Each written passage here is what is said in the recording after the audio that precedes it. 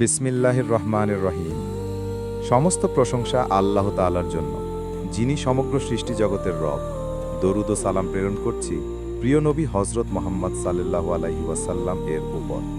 প্রিয় দর্শকবৃন্দ, আজকের আলোচনার বিষয় হাদিসের আলোকে সুন্দর জীবন। আমাদের প্রিয় নবী মুহাম্মদ সাল্লাল্লাহু আলাইহি ওয়াসাল্লাম ইরশাদ করেছেন, তোমাদের মধ্যে সেই ব্যক্তি সর্বোত্তম যার চরিত্র সর্বোত্তম। সহিহ বুখারী। এই হাদিস আমাদের শিক্ষা দেয় যে শুধু ইবাদাত নয়, ভালো চরিত্র একজন মুসলিমের পরিচয়। মানুষের সাথে সুন্দর আচরণ করা, সত্য বলা, প্রতিশ্রুতি রক্ষা করা, এগুলোই একজন উত্তম মুমিনের বৈশিষ্ট্য। আরেকটি হাদিসে রাসূল সাল্লাল্লাহু আলাইহি ওয়াসাল্লাম বলেছেন, তোমাদের মধ্যে সেই ব্যক্তি উত্তম যে তার পরিবারের জন্য উত্তম। সুনান তিরমিজি।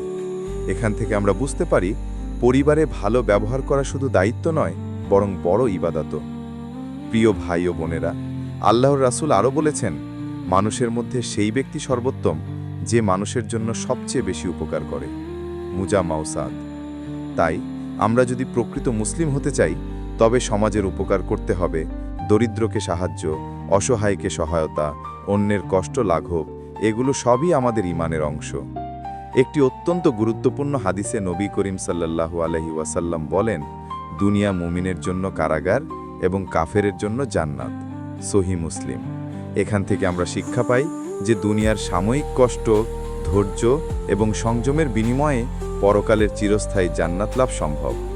প্রিয় দর্শকবৃন্দ, আরেকটি হাদিসে এসেছে, যে ব্যক্তি আল্লাহ ও পরকালে ঈমান রাখে, সে যেন ভালো কথা বলে অথবা চুপ থাকে।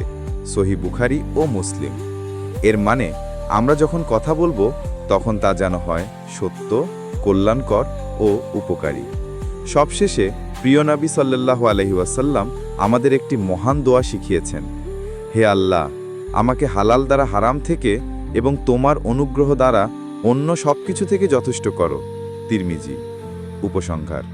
প্রিয় ভাই ও বোনেরা, যদি আমরা এই হাদিসগুলোকে জীবনে ধারণ করতে পারি, সততা, সুন্দর চরিত্র, মানুষের উপকার, পরিবারে ভালো ব্যবহার, ধৈর্য ও সংযম, তবে ইনশাআল্লাহ আমাদের জীবন দুনিয়াতেও সুন্দর হবে এবং আখিরাতেও আল্লাহর রহমত লাভ করব।